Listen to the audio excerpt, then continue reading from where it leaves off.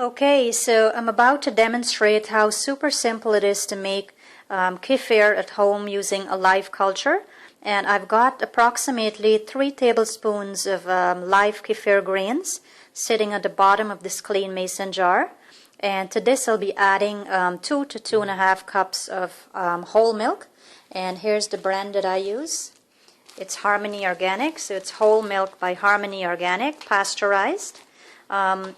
Your best option would be to use raw milk. So if you have access to raw milk, by all means go ahead and use raw milk. However, I'm not that fortunate, so my only option is whole milk. So I'll show you just how effortless this process is. All there is to it is to pour milk over top the live grains, like so.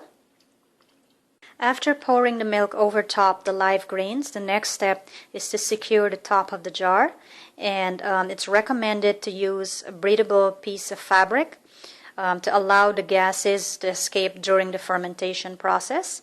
Coffee filters work fine, so does paper towels. So for this demonstration I'll be using a coffee filter.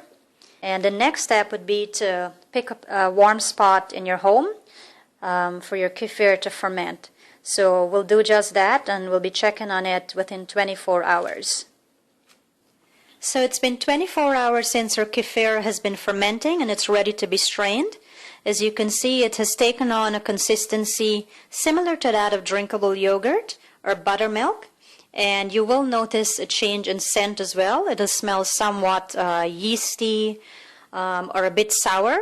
And these are all indications that your kefir is ready to be strained. Keep in mind the temperature of your home will greatly affect the speed at which your kefir ferments.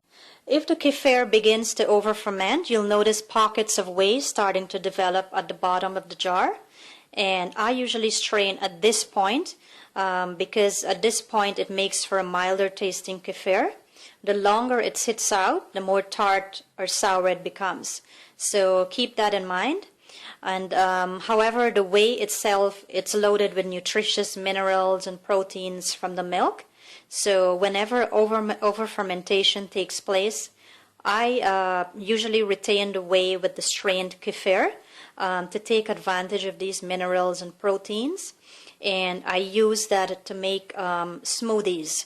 So you can customize the smoothies even though that it's a bit sour or tart.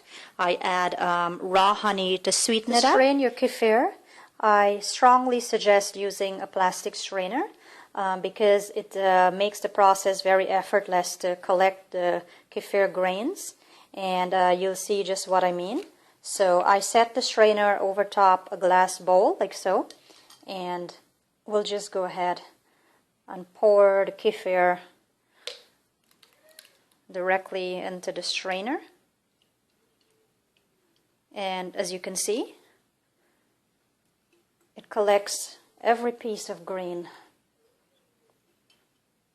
And using a wooden spoon, gently move it around like so.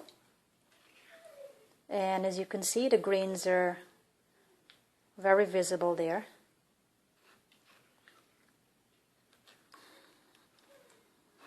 Push it around gently, and you can see the kefir is dropping directly into the bowl. How beautiful is that?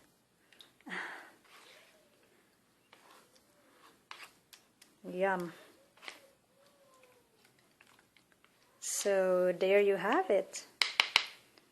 That's all there is to making kefir at home using a live culture. Here's what the grains look like. A close-up shot. As you can see, it looks very much similar to cauliflower florets.